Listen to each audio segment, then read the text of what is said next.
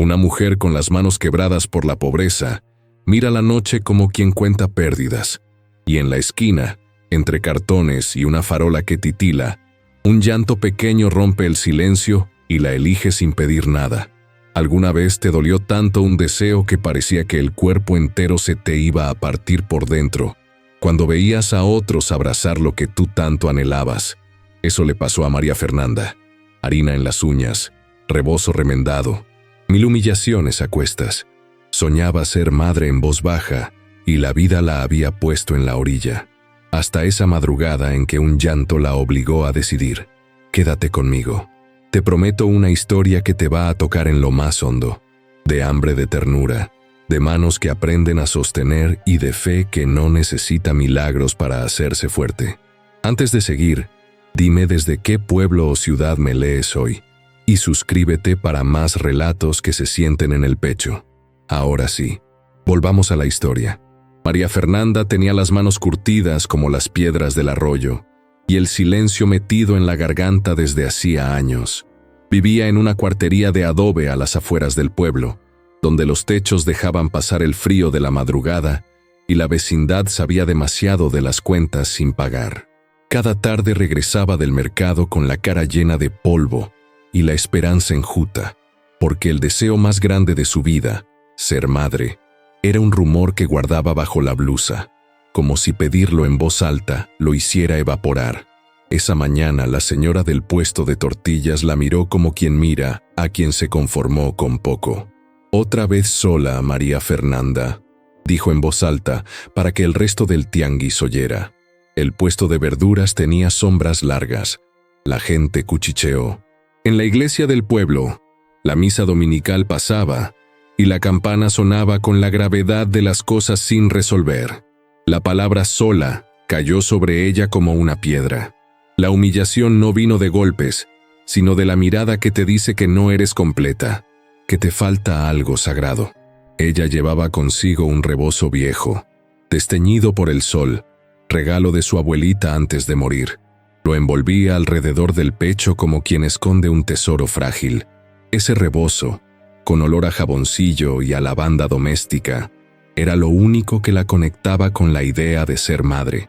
Su abuelita se lo había puesto alguna vez al hombro para cargar a una sobrina, y había dicho, sonriendo con la boca pequeña: «Cuando llegue la hora, mijita, el rebozo carga más corazón que brazos». María Fernanda lo tocaba en las noches, sintiendo la trama, y pensaba, si lo hubiera de verdad, lo sabría llevar. En el mercado la conversación la alcanzó. Un par de vecinas que no entendían la dureza de su silencio comenzaron a hablar del dinero, de los matrimonios que quedaban, de las pláticas de la iglesia. «Ya la ves, ¿no? Se parece a su mamá, pero sin marido, sin críos. Qué pena», murmuró una. Otra rió flojito, como si se contuviera de decir la verdad. «Es triste, pero así es la vida. No todas tienen destino». Sus palabras no eran veneno intencional. Eran la costra social que cubre la carne del pueblo. La idea de que la maternidad es la ficha que te coloca en el tablero. María Fernanda sintió el empujón dentro del pecho que siempre la dejaba sin aire. La impotencia. No por falta de intento, sino por la pobreza que construía muros invisibles. Visitas al médico que pedían dinero, pastillas que no estaban, sueños que se pinchaban en la agitación de la vida. Ella había esperado en consultorios fríos, con la tarjeta de peso en la mano. Escuchado palabras clínicas y miradas lánguidas. Había escuchado también «Diosito sabrá», dicho con la resignación de quienes han visto demasiadas cosas malas. La impotencia resonaba como eco en su pecho cada vez que alguien le preguntaba si estaba intentando. Esa tarde, cuando regresó a su cuarto, se encontró con la puerta abierta de la cuartería. Habían pasado sin pagar y la casera, que tenía la voz de timbre afilado, dejó caer la humillación. «María, ¿hasta cuándo, Si no pagas, te largas. Hay gente que necesita el cuarto». Nadie preguntó por su dolor. Nadie supo que en su cama había una imagen vieja, una ecografía borrada que guardaba en un sobre, como una carta que no se atrevía a leer. Esa ecografía era su secreto, su anhelo convertido en papel frágil que se arrugaba cada vez que lo miraba. Esa noche, la soledad se hizo casa. En el patio, la luz de la calle proyectaba un cerro de sombras. Ella se sentó en la banca y dejó que el rebozo cayese sobre sus piernas. Hizo una oración corta de esas que le habían enseñado de niña. Diosito, si me vas a dar, dame paz. No pedía lujos, pedía la posibilidad de tocar a alguien que la llamara mamá. Pero la vida en ese pueblo parecía no tener piedad para quien pide con la cabeza baja. El hambre no era solo de estómago, era hambre de algo que la nombrara completa. Cuando cerró la ventana para dormir, creyó que la noche sería otra vez un manto de olvidos. No imaginó que la noche, esa que guarda las cosas pequeñas que nadie ve, traería consigo un sonido que le cambiaría el cuerpo entero. Un llanto. Primero le pareció lejano, como un gato, pero luego se volvió persistente y humano. Era un llanto que no pedía, que no reclamaba culpa, que simplemente existía. Y esa noche, en la pobreza más dura, el llanto la eligió sin pedir nada. Se asomó por la puerta y vio a lo lejos la esquina donde la gente dejaba cartones y trapos. Bajo la farola, entre sombras y basura, había un bulto envuelto en algo claro. El llanto rasgaba el aire. Ella sintió, antes de pensar, el rebozo temblar en su regazo. La humillación pública, el silencio del mercado, todo eso se deshizo en la decisión que tomó. Caminó hacia la farola con la costura de su vida apretada, dejando atrás las miradas que la habían hecho pequeña. Al acercarse, con el corazón volando en la garganta, vio lo que esperaba y lo que no. Un bebé, pequeño, rojo como si el frío le hubiera mordido las mejillas, con la ropa empapada y los ojos apretados por el frío y el susto. El rebozo de su abuela, que había guardado siempre para cuando llegara la hora, pareció vibrar en su alma. No había instrucciones, no había nota, solo un llanto humano que le decía, «Toma». La impotencia se transformó en movimiento. Mientras lo envolvía con manos que no habían cargado un hijo antes, supo que en esa decisión estaba todo lo que ella era: la ternura contenida, el hambre de ser madre, la dignidad que no se compra. La gente comenzó a asomarse. El rumor se hizo coro. ¿Quién lo dejó? Pobre. A ver si no es de alguien de aquí. Y otra vez, la posibilidad de ser juzgada por tomar lo que la vida le ofrecía llegó con fuerza. Pero cuando el bebé apretó el rostro contra su pecho y por primera vez dejó de llorar, se sintió reconocida. Aquella pequeñez buscó su calor sin pedir nada, y ella, que lo había deseado tanto en secreto, lo abrazó como si fuera una promesa que se cumplía en la oscuridad. En el closet de su memoria vino una imagen que dolía: la sala de su casa cuando su mamá había gritado, joven y desesperada, que no podría alimentar a otra boca. El olor a café rancio, la voz de una abuelita diciendo, «Ahora sí, Diosito sabrá», y la sensación de que la pobreza cerraba puertas donde debería haber ventanas. Ahora, con el niño pegado al corazón, la humillación pública que la había acompañado perdió algo de su filo. Tenía en brazos la razón por la que había soportado las miradas. Y aunque sabía que esa noche su vida podía cambiar de maneras que no alcanzaba a imaginar, en el pecho ardía una certeza: el llanto la había elegido a ella. Ella, con su rebozo, con sus manos rugosas, con su silencio, había sido elegida. La madrugada fue un animal lento que se estiró sobre el pueblo. Después de envolver al bebé en el rebozo como si fuera la única verdad que le quedara, María Fernanda volvió a la cuartería con pasos contenidos, sin mirar a las vecinas que comentaban en sus puertas. No permitió que la curiosidad la arrojara al juicio. Cerró la puerta con llave y puso una silla bajo el picaporte, como quien traza una línea invisible entre lo que es suyo y lo que pertenece a los demás. Esa noche la soledad no fue castigo, sino refugio. Necesitaba pensar con el niño en brazos, sentir el latido pequeño contra su cuerpo y entender qué significaba que el llanto la hubiera elegido. Se acostó en la cama dura y apoyó la frente en el rebozo que ahora olía a leche tibia, aunque no tenía leche, y a su propio sudor mezclado con el perfume de lavandería barato.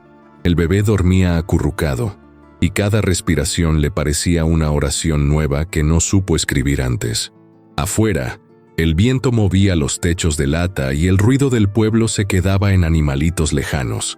Adentro, el mundo entero cabía en el calor de esa cuerpecita.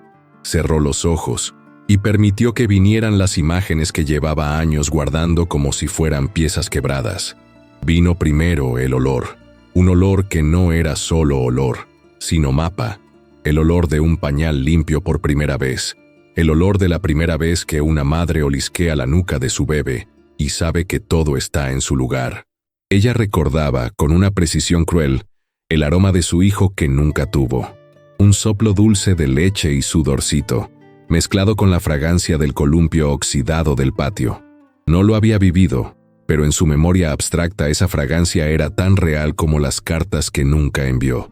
Sintió esa caricia imaginaria en la nariz, y la garganta se le apretó. Se prometió que haría todo lo posible para que aquel olor no se le fuese nunca de las manos. Después vino el tacto. Recordó la vez que tuvo en brazos a un sobrino, chiquito y lloroso, y cómo sus dedos aprendieron la geografía de su espalda. La curva suave detrás de la oreja, el pliegue de la rodilla, las uñas diminutas que parecían pétalos de flor. Tocó entonces el rebozo, cuidadosamente, como quien tantea una reliquia, y buscó con los dedos las marcas de la costura que su abuelita había remendado 1000 veces. El tejido rugoso contra su piel le trajo el recuerdo de la primera manta que vendió su madre para comprar frijol, la mano temblorosa que recogía monedas en la mesa de la cocina. El tacto la llenó de una ternura desesperada. Había un lugar a donde su cuerpo, por fin, podía pertenecer. La voz. La memoria le devolvió una canción sin letra que su propia madre tarareaba cuando lavaba la ropa. Era una melodía simple, con intervalos cortos, como pasos pequeños al andar. María Fernanda la tarareó en voz bajita, y el sonido le pareció suficiente. La melodía creó un túnel que conectaba su presente con los imaginarios de su maternidad. Cantó para el bebé, con la voz quebrada, sin pensar en si la letra era correcta o no. El niño abrió un ojo, buscó el sonido y volvió a dormitar. En ese gesto minúsculo, la protagonista sintió que su cuerpo respondía como si ya hubiera aprendido los movimientos de la maternidad. El sabor vino a continuación, el regusto amargo de la preocupación mezclado con la esperanza. Recordó los frijoles aguados que comieron en la casa de su infancia, la boca añorando saturarse y nunca conseguirlo del todo. Pensó en la posibilidad de amamantar y en la vergüenza de no tener dinero ni una consulta fiable, y la boca le quedó seca. Se prometió a sí misma que, aunque la vida le diera migas, esa boca pequeñita no conocería hambre si estaba en sus manos. Pero no todo fue memoria suave. El flashback sensorial se quebró con la imagen del desprecio, y esa imagen la quemó como humo en los ojos. Se vio a sí misma, más joven, sentada en la sala del hospital público, con la tarjeta en la mano, y la enfermera tocando el expediente como quien revisa un saldo negativo. Las paredes olían a cloro y a espera. El doctor, con la voz medida que oculta indiferencia, le dijo palabras técnicas. No es imposible, pero... y dejó la frase flotando con la misma leve crueldad con que se deja una ventana entreabierta a la lluvia. El rechazo de la medicina social, la pobre tecnología, la espera interminable. Todo eso era parte de la herencia que traía pegada a la piel. En el aislamiento de la madrugada, esas memorias la consumieron y la hicieron pequeña, pero también la hicieron firme. No quería volver a la plaza pública donde la humillación se servía en platos fríos. Necesitaba organizar sus días alrededor de la criatura que ahora pertenecía a su cuerpo por adopción de urgencia. Así que decidió esconderse unos días, no por cobardía, sino por estrategia. Aprender a ser madre en silencio, sin ojos ajenos que le comentaran, sin consejos gratuitos que la hicieran dudar. La huida fue una fuga interior. Se quedó en su cuarto, sí, pero se transformó el cuarto en una fortaleza, donde cada rincón era una lección sobre cómo cuidar. Pasó las horas entre preparar una basinica improvisada de agua tibia para bañar al bebé. El viento hacía imposible que el agua se quedara caliente. Improvisar pañales con toallas limpias y preguntar en voz baja a la pared si alguien la estaría buscando. Hizo listas con la punta de la cuchara en la mesa. Leche, ropa, pañales, trabajo extra. Cada artículo era una promesa que no sabía si podría cumplir, pero la enumeración le dio un mapa. El rebozo, que había nacido como símbolo, se fue transformando en herramienta. Servía para cargar, para arropar, para cubrir la cabeza del bebé cuando el frío entraba por la ventana mal cerrada. El miedo se coló en la noche en forma de preguntas. ¿Y si la buscan? ¿Y si la acusan de robo? ¿Y si la casera la saca por traer a alguien que no pagara? Se obligó a no pensar en todo a la vez. Respiró, contó hasta 10 en voz baja y le cantó la melodía otra vez, hasta que el niño apretó un dedo minúsculo en su escondrijo, como si quisiera asegurarse de que ella seguía ahí. Ese gesto le dio alivio. En la soledad estudiada encontró una compasión más antigua que la suya, la propia. Entendió que su primer deber era aprender a mirarse con ojos de madre, a darle al cuerpo permiso para amar sin pedir nada a cambio. Al cuarto día, la noticia comenzó a rodar. Una vecina, la doña Carmen, la vio entrar y salir con paso lento, y la sospecha encendió chismes que llegaron a oídos que preferían la chanza a la empatía. María Fernanda, sin embargo, no salió. Se mantuvo en casa, evadiendo las preguntas con una calma que ella misma aprendía a fingir hasta creerla. Su aislamiento no era soledad ególatra, sino entrenamiento. Estaba creando un espacio para que el reconocimiento llegara por mérito, no por lástima. Tenía que preparar la vida que ese llanto le había depositado sin pedir nada. En esas madrugadas de silencio, los flashbacks sensoriales se convirtieron en brújula. El olor, el tacto, la canción y el gusto la conectaban con un destino que nunca había creído posible. Aislada, con el rebozo siempre cerca, empezó a entender que la maternidad, para ella, no sería un estado regalado por la comunidad, sino un acto continuo de cuidado y defensa. Y en esa decisión, huir para construir en privado, no para esconderse para siempre, encontró la primera señal de orgullo. No permitiría que la historia de su vida la definiera como incapaz. Iba a aprender, con las manos ásperas y el corazón herido, a transformar el rebozo en abrigo, la memoria en tarea y la noche en lección.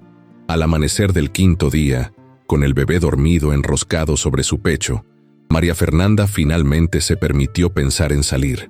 No como quien sale a ser vista, sino como quien sale a reclamar lo que ya ha empezado a construir. Había algo en la puerta de su cuarto que antes no existía. Un nudo firme en la tripa que le decía que ya no huía por miedo, sino que se organizaba para luchar. El aislamiento se rompió por una pequeña decisión definitiva: buscar ayuda en silencio, no pedir permiso, sino apoyo. Así, con el rebozo alrededor, abrió la puerta y respiró el aire del pueblo como quien prepara el acto siguiente. El rebozo, la canción, la memoria y la ternura formaban ya una red. Ella no sabía aún cómo sostendría esa red cuando vinieran las tormentas públicas, pero por primera vez en años, la impotencia flaqueó.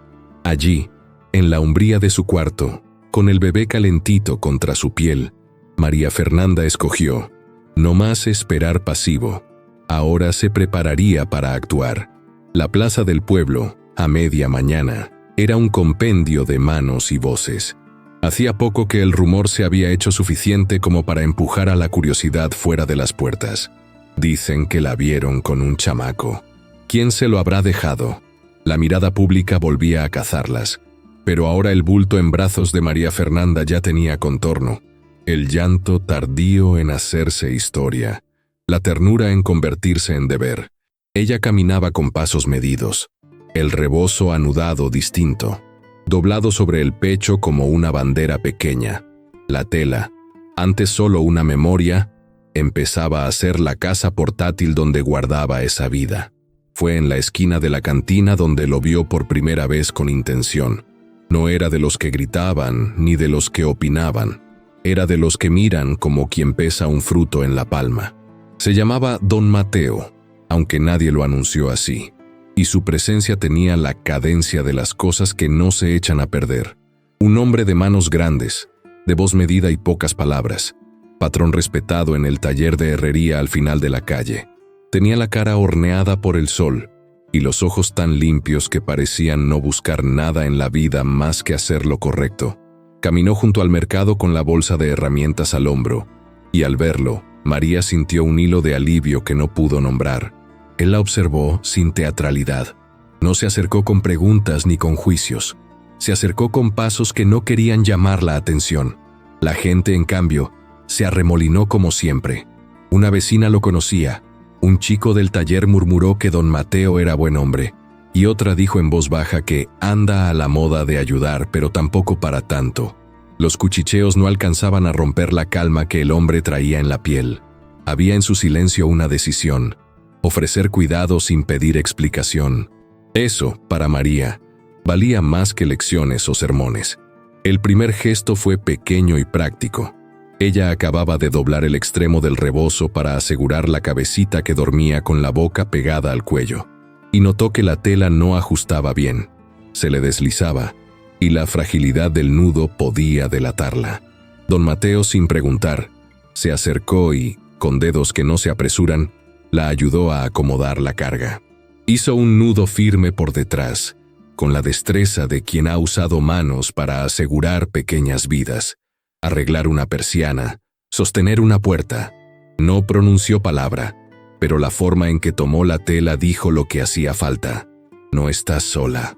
Ella sintió una vergüenza instantánea, mezcla de gratitud y miedo. Las manos del hombre tenían callos, y en ellas no había caridad ostentosa sino costumbre.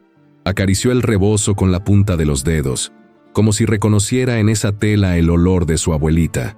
Don Mateo, al notar su mirada, asintió con la cabeza. Un gesto breve, casi ceremonial. Fue suficiente. No preguntó el origen del bebé. No sugirió soluciones. Dejó que el cuidado se hiciera primero y las palabras, si había que decirlas, vendrían después. Días más tarde, él comenzó a aparecer en los lugares donde la vida de María y la del niño exigían una presencia práctica. Llevaba un poco de leche en polvo cuando encontraba en el camino una lata.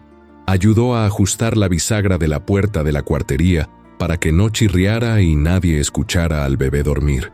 Y una vez le dejó una manta gruesa con olor a taller. Todo lo hacía sin aspavientos, sin explicaciones que pudieran humillar. Su figura se volvió una sombra protectora que no reclamaba gratitud. La gente lo notaba y murmuraba que era raro que un hombre de su reputación no preguntara por linaje ni por dinero. Para María, cada acción aumentaba la sensación de justicia poética, que alguien viniera a cuidar sin pedir nada a cambio. El hombre protector no hablaba mucho, pero cuando lo hacía, su voz era directa, como quien baraja herramientas, práctica y precisa. En una de esas rarezas conversó con ella bajo la sombra del jacal viejo, donde la luz se rompía en listones. «Necesitas que te inscriban en el centro de salud», dijo suave. «Yo voy contigo si quieres». No ofrecía caridad, ofrecía compañía. Ella sintió el alivio como un calor que sube por la espalda. Aceptó, porque la oferta no pretendía decidir por ella. Era una puerta con mano que invitaba a pasar. En el centro de salud, su presencia fue casi un escudo. No porque él hablara por ella, sino porque sus ojos fijaban el lugar como quien advierte que hay testigos y que las acciones deben ser respetuosas. El doctor atendió, revisó, dijo que harían pruebas básicas y que había posibilidades de ayudar, aunque la burocracia fuera lenteja. Don Mateo se quedó en la sala de espera hasta que la enfermera cruzó el pasillo con resultados a medias. No hablaba ni exigía, solo miraba, y su mirada obligaba a la gente a mostrarse humana. María, por su parte, sintió que la impotencia que tanto la había acompañado empezaba a aflojar su agarre. No porque fuera una garantía, sino porque la soledad se había llenado de un aliado que no buscaba protagonismo. El vínculo entre ellos creció en actos cotidianos cargados de subtexto. Una tarde, al reparar el nudo del rebozo que ya mostraba una costura remendada, don Mateo le trajo un pedazo de cuerda fina y la enseñó a coser un refuerzo con hilo grueso. No fue una lección condescendiente, fue un traspaso de saberes manuales, de esos que dicen «aprende a sostenerte». Ella aprendió a remendar con paciencia, y en ese gesto, el rebozo dejó de ser solo recuerdo para convertirse en herramienta duradera.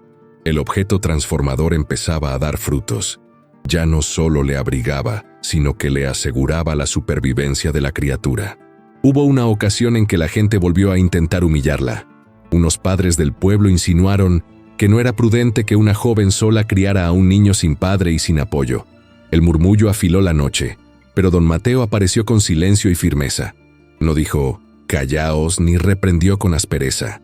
Simplemente se sentó en la banca de la junto a ella, y eso bastó.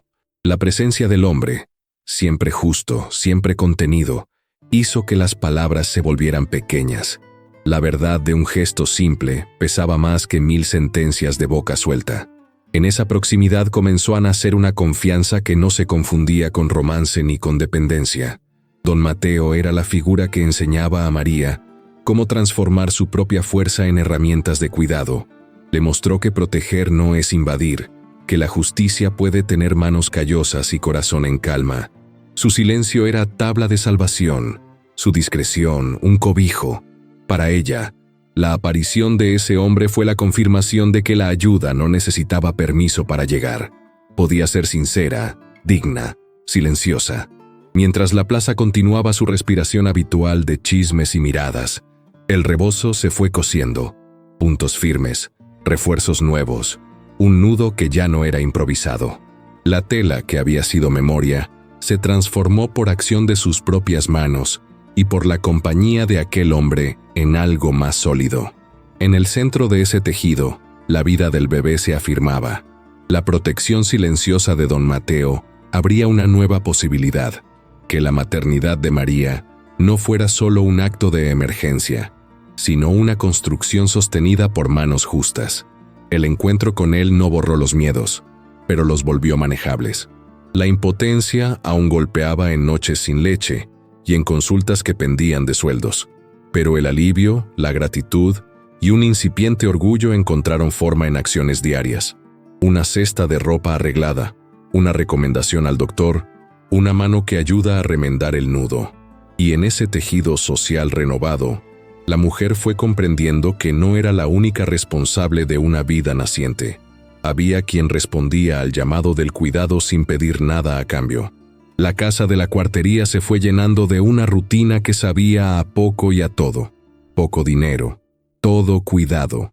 María Fernanda aprendió a medir la leche en polvo como quien cuenta oraciones. 2 cucharadas, agua tibia, revolver hasta que no quedaran grumos.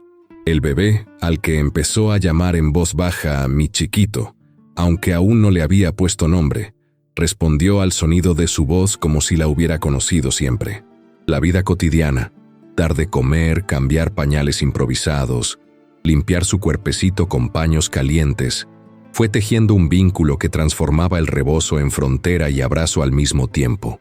El rebozo, ahora con puntadas nuevas y un nudo más firme, ya no era solamente recuerdo de la abuela, era el cimiento del vínculo. Lo usaba para cargar al niño de día, para acostarlo sobre la mesa cuando necesitaba limpiar, y por las noches, cuando lo ponía en el torno del corazoncito, lo abrazaba hasta que la respiración del pequeño marcaba un ritmo propio. La tela agarraba olor a leche, a sudor, a jabón barato. Esos olores se mezclaban y se hacían casa. Cada vez que lo acomodaba, remendaba también su orgullo. El rebozo había dejado de ser solamente un símbolo que la confesaba carente, para convertirse en prueba de su capacidad de sostener. En la plaza, los comentarios continuaban. Algunos decían que era buena mujer, otros insinuaban que pronto vendría el padre. Ella guardaba silencio y sonreía con la boca pequeña. No buscaba explicaciones ni deseos de la gente. Lo que quería era proteger la respiración de su hijo. Pero la vida nunca es solamente ternura. El drama diario exige pruebas. Una tarde, cuando el niño tenía la nariz congestionada y la respiración sonaba como viento en hojas secas, María abrió la puerta del taller de don Mateo buscando una sugerencia. Él, sin palabras grandes, le dio una bolsita de hierbas secas que olían a monte y a madres antiguas, una mezcla para el vapor, y la instruyó en cómo preparar un baño de vapor suave. No prometió milagros. Dijo lo que sabía. Lo vas a hacer con cuidado, despacito. Ella lo hizo en la cocina con el agua templada, la bolsita entre las manos, y el vapor pareció ordenar las horas. En la noche de esa misma semana, ocurrieron dos hechos que marcarían una pequeña reviravolta emocional. Primero, llegó la visita inesperada de la casera. No era buena mujer la casera. Tenía el ceño como un patrullero y la lengua aún más afilada. Venía con una factura vieja en la mano y ojos que buscaban cualquier cosa para reclamar. María tembló porque sabía que si la sacaban, el niño quedaría sin techo y el rebozo, sin refugio. La casera la miró con dureza. Dijo que debía pagar o marcharse. Las palabras eran cuchillos. María, con una calma que no era natural pero que había aprendido, le ofreció limpiar la casa a cambio de quedarse. La casera dudó, y en la pausa pareció calcular si la pena valía la rabia. Al final, dejó que se quedara, pero con la condición de que pagara la deuda pronto. No hubo misericordia, hubo trato. El precio era servidumbre. María aceptó, prometió, y la casera se fue con la sensación de que había ganado. El segundo hecho fue pequeño y desordenado. La gata de la vecina, una hembra flaca que rondaba la cuartería en busca de sobras, trajo a su vez un desastre capaz de romper la calma. La gata, al entrar por la ventana abierta, dejó a su descendencia, un gatito chiquito, tembloroso y herido en una patita, y se marchó sin más. El problema fue que uno de los gatitos mordisqueó un dedo del bebé en la mesa, asustándolo y despertándolo con un grito. María, en un segundo, reaccionó con el instinto que le dictaba el cuidado. Apartó al niño, curó la mano con agua y un trapo, y sostuvo al gatito herido en la otra mano. No había tiempo para pormenores. La prioridad fue que ningún ser quedara desamparado. Esa doble escena, la casera exigiendo pago y el gatito herido, colocó a María en un lugar donde el cuidado salía en dos frentes. Por un lado, la sobrevivencia económica. Por el otro, una compasión que no distinguía especie. La micro reviravolta ocurrió en ese instante. Al curar al gatito, ella vio reflejado en el animalito algo del propio bebé. El temblor, la vulnerabilidad, el pequeño instinto de agarrarse a la vida. Lo que iba a ser una molestia se convirtió en espejo. Decidió cuidar a los dos. El rebozo sirvió para amarrar la patita del gato en lo que pudo recibir atención. El niño, aún con el dedo marcado, se calmó al sentir cerca el latido y el calor de otros cuerpos. La vecina, que había entrado sin permiso al ver el movimiento, empezó a ayudar con un trapo y terminó contándole, con voz baja, que la gata había sido abandonada semanas atrás. Un silencio de complicidad se formó. Estaban, entre todas, recomponiendo una red rota. El gesto de sostener al gatito, además, provocó algo en don Mateo cuando se enteró. No lo vio como gesto menor. Lo interpretó como la reconfiguración de una mujer que sabía amar sin elegir a quién. En su taller, le habló una tarde con la seriedad de quien mide la vida por actos. Una madre cuida. No pregunta primero, se lanza. Él no se refería solo al niño, sino a la forma en que ella había abierto sus brazos a cualquiera que necesitara calor. La afirmación fue un bálsamo. Ella, que tanto había aprendido a silenciar su anhelo para no ser objeto de lástima, sintió por primera vez que su identidad maternante era reconocida por alguien con autoridad moral en el pueblo. Pero la violencia de la vida seguía presente. Llegó una factura médica por la visita a la clínica para curar la mano del bebé, y un mal día en el taller le dejó a don Mateo menos efectivo para ofrecer ayuda económica. María combinó jornadas, limpió casas, cosió a mano ropa de muñecas que vendía en la plaza y reemplazó a la señora del puesto de tortillas cuando ésta tuvo gripe. Cada gesto era sacrificio, pero también prueba de su orgullo. No pedía limosna, vendía trabajo. En las noches el rebozo seguía siendo su refugio. Abrigaba, sostenía, unía. El símbolo, que al principio pareció regalo de la abuela, se iba llenando de puntadas que eran la biografía de la nueva madre. El vínculo entre ella y el niño se hizo visible para la gente de maneras pequeñas. Como él buscaba su voz, cómo ella protegía su sueño como quien guarda la casa de un tesoro. La gratitud se anidó en la garganta de María, que no tenía palabras elegantes para describirla, solo la sensación de que aquello que tanto había esperado, ser madre, ya no era una expectativa abstracta, sino una práctica diaria que iba construyendo su orgullo paso a paso. La escena terminó con un acto sencillo y cargado. El niño, ya dormido, aferró con fuerza el borde del rebozo. María lo miró, y en esa mirada hubo alivio, orgullo y una promesa silenciosa. Había llegado la comprobación de que su cuidado era efectivo. Aunque la casera exigiera su pago y la vida siguiera siendo dura, en el interior de su pecho algo estaba cambiando. La maternidad no solo la nombraba, la transformaba, y entre trapos, fármacos improvisados y manos que daban vuelta a la tortilla, el vínculo se fortalecía, tejido por la acción y la ternura desinteresada. El pueblo parecía seguir con su respiración de siempre, pero adentro de María Fernanda había un latido nuevo que se negaba a apagarse.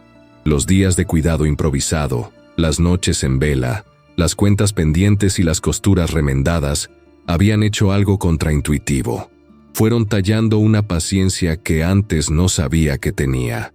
La maternidad le había dado un oficio diario, y con él una posibilidad de reconstrucción. El rebozo, remendado ya en varios puntos, colgaba del respaldo de una silla como una bandera que contaba batallas. Se veía gastado, sí, pero más útil que nunca. Era la evidencia palpable de lo que había aprendido a sostener. Un día, al salir de la iglesia después de una misa pequeña y sin alaracas, sintió que la gente la miraba distinto. No era la mirada de la compasión condescendiente, sino una especie de respeto que se filtraba en gestos. Un saludo más largo, un puesto de la plaza que le dejaba la sobra de pan. No eran grandes cambios, pero a sus ojos eran pruebas de que la vida podía ofrecer pequeñas restituciones. La gratitud le brotó en la garganta como un sabor ácido y dulce a la vez. Alucinaba su propio orgullo en la simplicidad de recibir una fruta gratis de la mano de doña Carmen. En la reconstrucción, los objetos se animaban con sentido. El rebozo se transformó en cuna improvisada, en pañal temporal, en soporte para una manta adicional. Cada remiendo era una decisión firme. Aquí sigo. Y con cada decisión, la impaciencia de tantos años se derramaba en ternura. Descubrió que era capaz de inventar soluciones. Coser una bolsita para la calentura, cambiar el nudo para que el bebé respirara mejor, improvisar un respiradero con cartón en invierno. Esas pequeñas invenciones le dieron confianza. La impotencia que la acompañó durante años perdió peso. Ya no era la fuerza que la inmovilizaba, sino un recuerdo oscuro que se veía más pequeño desde la luz de sus acciones cotidianas. La primera reviravolta emocional grande llegó con una carta. Un día, al regresar de trabajar en la cocina de la señora que la contrataba por las tardes, encontró un sobre doblado debajo de la puerta de su cuarto. No traía remitente visible, solo la letra temblorosa de alguien que se atrevía a ser amable. Dentro había unas cuantas monedas y una nota corta, para que no falte el frijol. Con respeto, una que entiende. No era mucho. Para otros sería migaja. Para ella fue un puente.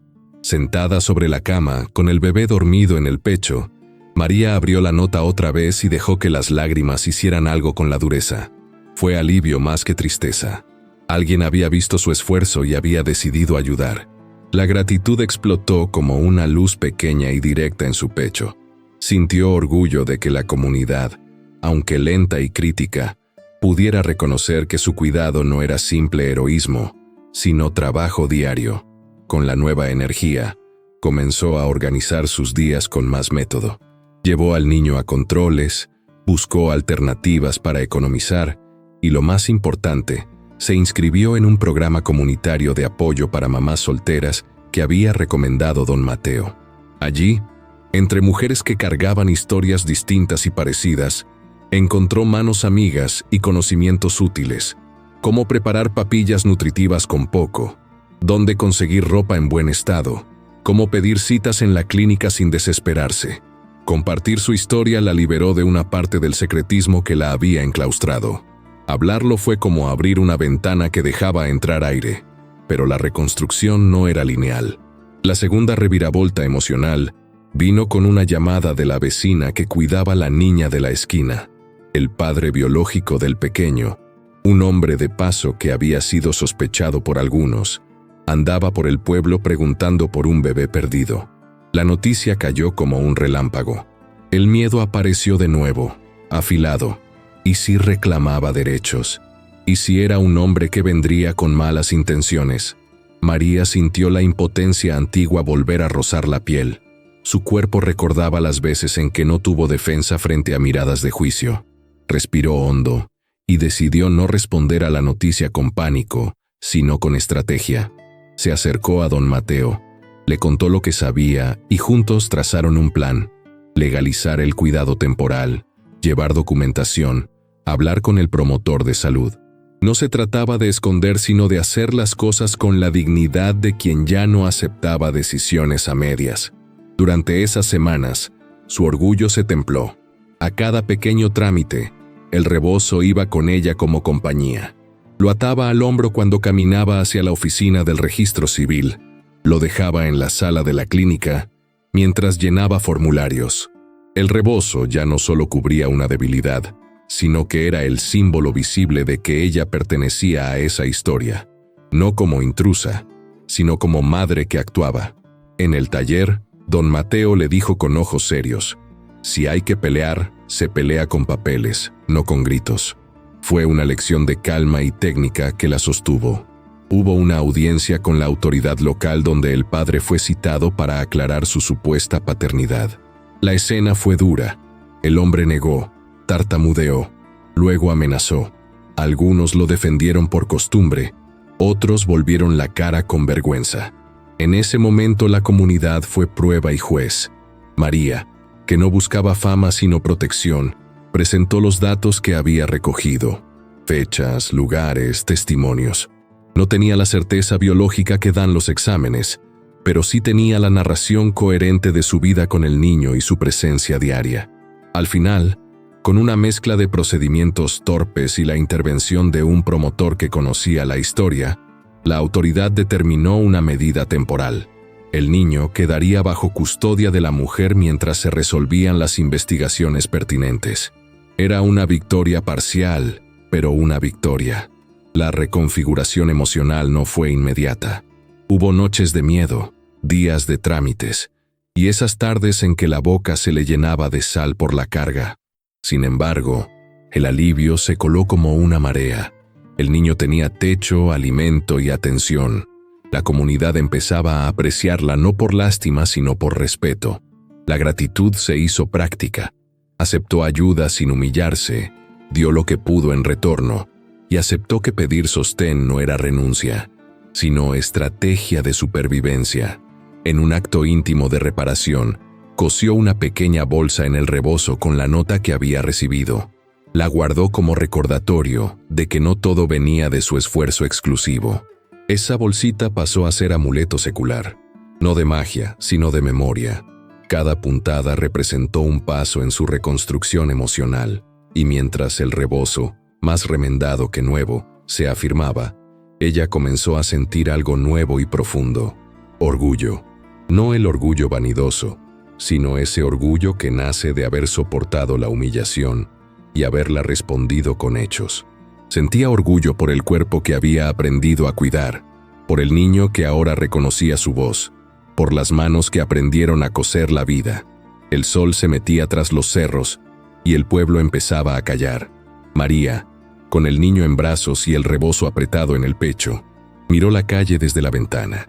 Respiró hondo, sintió el latido en su pecho y permitió que la calma le enseñara algo: que la maternidad que ella buscó en soledad ahora tenía nombre propio, y que ese nombre era construido día a día, con paciencia, con orgullo, con gratitud hacia quienes la sostuvieron. La tormenta no vino de golpe, sino en hilos que se fueron tensando. Las preguntas que la gente había susurrado empezaron a tener patas. Una prima lejana, que nunca la quiso bien, apareció en la cantina con la cara pintada de reproche y una curiosidad aguda. Empezaron a llegar cartas anónimas, y una vieja amiga que la había traicionado años atrás se plantó en la plaza con una confesión a medias. Cada palabra fue una piedra lanzada contra la vidriera que María Fernanda había decorado con paciencia. El pasado, que ella pensó enterrado bajo puntadas y silencio, volvió a hacerse presente con la ferocidad de lo conocido. La primera sacudida verdadera fue una acusación pública. Alguien dejó correr el rumor de que el niño no era más que un robo oportuno, que la mujer había tomado lo que no le pertenecía. La mentira caló en algunas bocas con la facilidad de algo esperado. En pueblos pequeños, las historias malas se acomodan sin pedir permiso.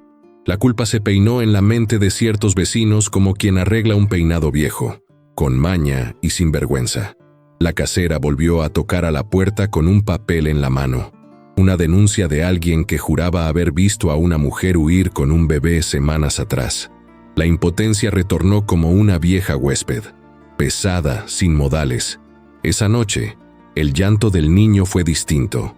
Era un llanto que parecía sentir la colección de miradas que se acumulaban en la puerta. María lo arrulló, pero su garganta se llenó de piedras.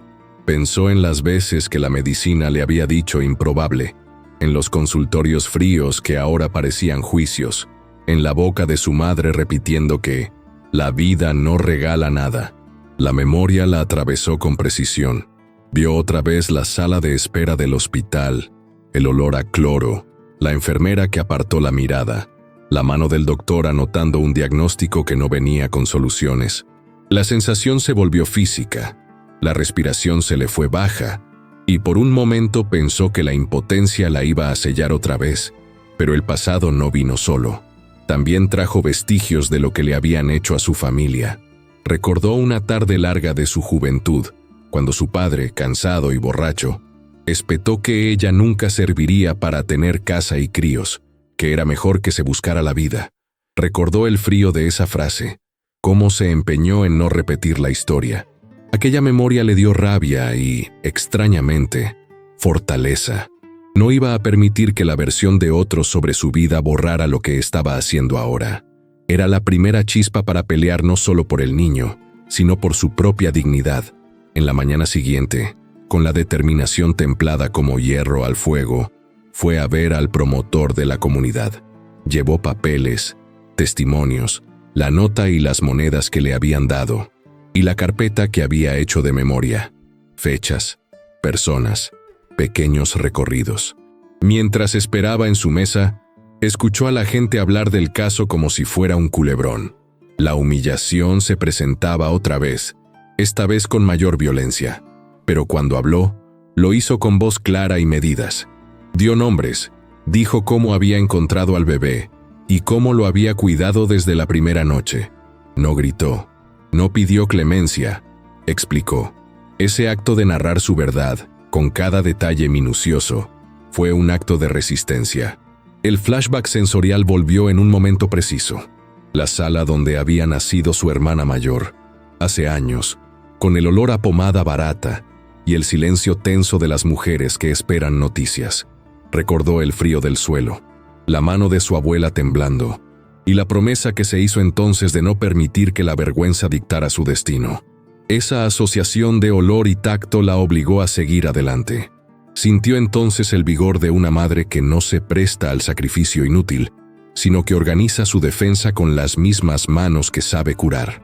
Mientras tanto, en la plaza se armó una reunión improvisada. Vecinos que querían ver la verdad, algunos movidos por compasión, otros por morbo. El hombre que había puesto la denuncia no apareció a la vista de todos. Alguien dijo que no podía testificar con la frente en alto. La ausencia de ese testigo dudoso abrió un resquicio. Don Mateo, el hombre protector, estuvo ahí, como sombra firme. No gritó, pero su presencia tenía peso. Se sentó junto a ella, y al verle la cara al pueblo, habló poco pero con firmeza. Ofreció su taller como lugar de reunión para discutir el caso. Aseguró que ayudaría con un proyecto para conseguir papeles y recomendó que se hiciera una verificación más organizada. Su intervención no fue grandilocuente, fue estructural. Había llegado la hora de pelear con herramientas, no con rumores. La micro-reviravolta emocional vino cuando una mujer que trabajaba en la clínica, doña Elisa, que había visto a María llegar en todas las etapas, se presentó con un testimonio en la mano. Contó cómo el bebé llegó a su consulta la primera vez, cómo ella misma lo revisó y anotó la fecha, el peso, las condiciones, y lo dejó todo por escrito. Su palabra fue una balanza que inclinó la situación a favor de la verdad. La comunidad, entonces, no pudo sostener con facilidad la acusación. Lo que parecía un pueblo dispuesto a condenar, se encontró con la dificultad de probarlo. El alivio atravesó a María como agua tibia. La indignación que había puesto en marcha se transformó en un respiro que no esperaba con tanta intensidad. Sin embargo, la victoria no fue completa. La denuncia seguía en pie. La casera seguía molesta y el ruido del rumor no cesaba. El enfrentamiento con el pasado, aunque aminorado por pruebas, la dejó marcada. En una pausa, se permitió una contemplación larga. Se sentó en la banca de la plaza con el rebozo en el regazo. Cerró los ojos y dejó que el abanico de sensaciones la atravesara. El olor a sudor del taller, la textura áspera del rebozo, el latido tranquilo del niño. Pensó en su abuela, en la frase de que el rebozo carga más corazón que brazos. En esa contemplación encontró una certeza renovada. La lucha no era solamente por demostrar algo a los demás, sino por afirmar la maternidad que ya había hecho en secreto. Esa noche, la tensión quedó en un estado de espera, como un hilo que puede romperse o ceder. María sintió que había cruzado un umbral. Ya no era solo la mujer que recogía llantos, sino la madre que defiende su historia, papeles y testigos. La impotencia volvió a asomar en sus pensamientos, pero esta vez fue contenida por una mezcla de alivio y orgullo. Había de nuevo motivos para la gratitud. La doctora que había declarado, don Mateo y doña Elisa, que habían mostrado lealtad, y la nota anónima que días atrás había sido puente. Aquella red de pequeñas certezas la sostuvo en la madrugada.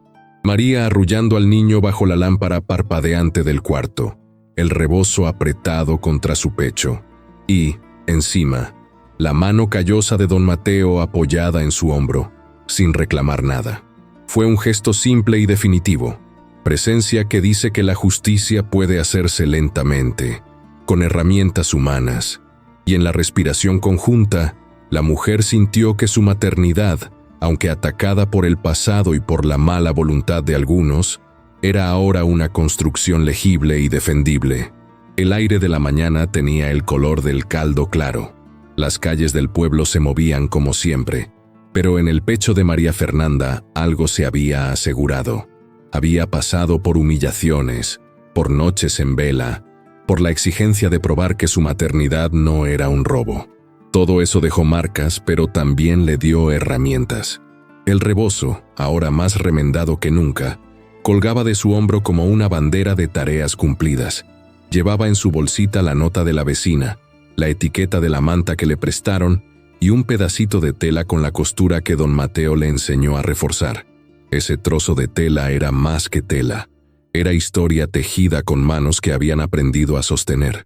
Había un acto final que debía ocurrir para cerrar el ciclo. La audiencia ante la autoridad municipal, que resolvería la custodia provisional con un sentido más permanente. No era fácil. El pueblo aún tenía dudas y resentimientos que se enredaban como hiedra vieja.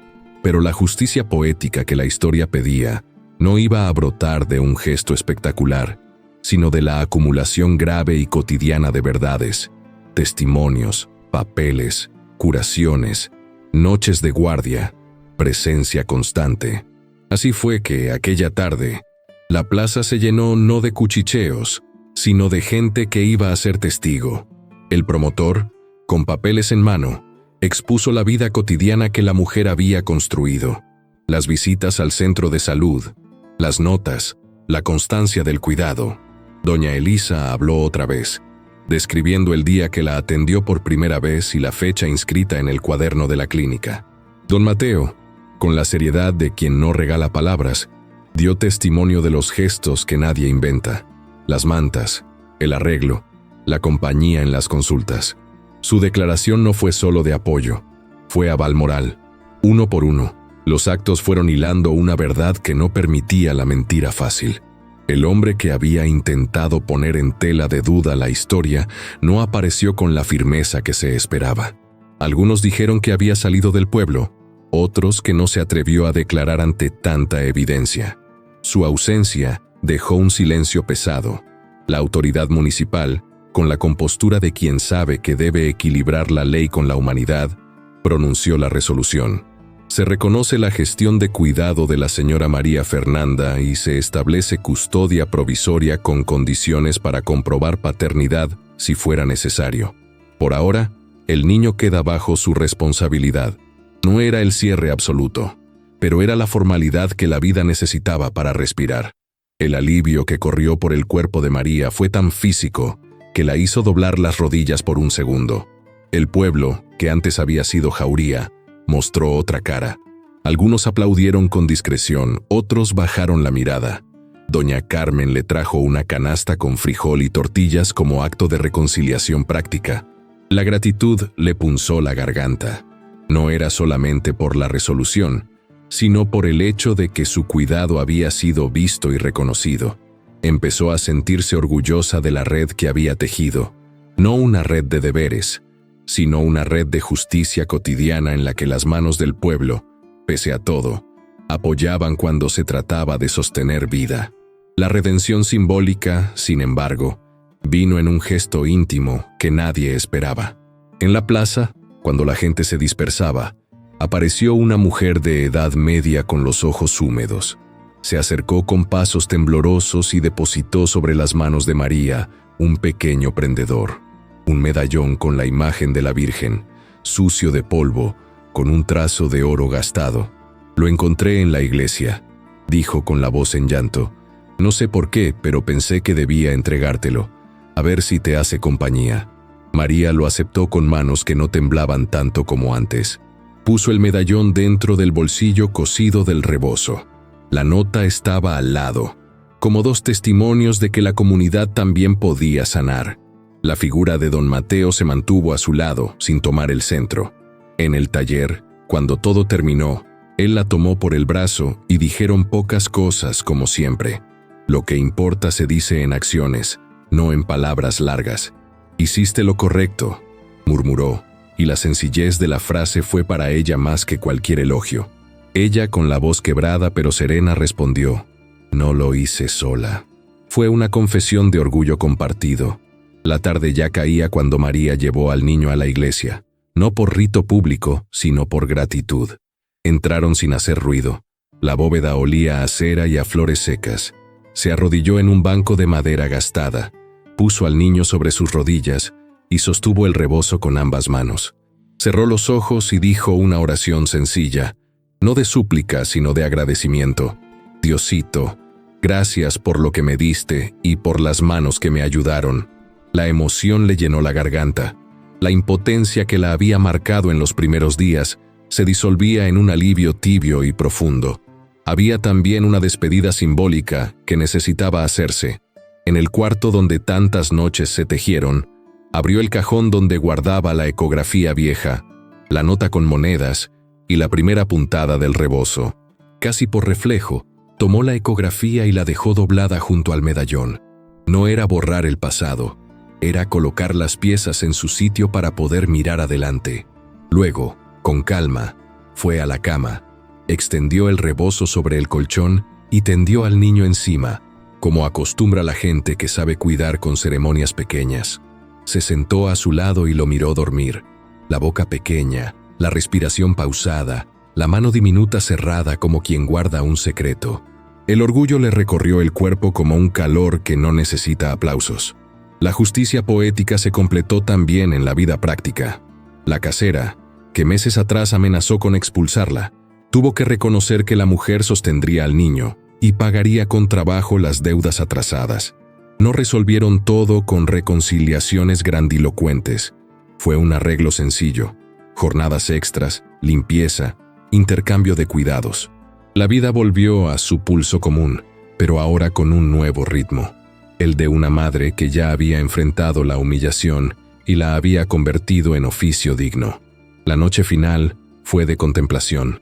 María se levantó, tomó el rebozo y salió a la puerta de la cuartería. Miró las estrellas que parecían cosidas con hilo fino y dejó que el frío le pegara en la cara. Sostuvo el medallón entre los dedos, reparó en las puntadas del rebozo, en los hilos que la abuela había dejado sin rematar, en las nuevas costuras que ella misma había hecho. Cerró los ojos y sintió un agradecimiento que era, a la vez, alivio y promesa.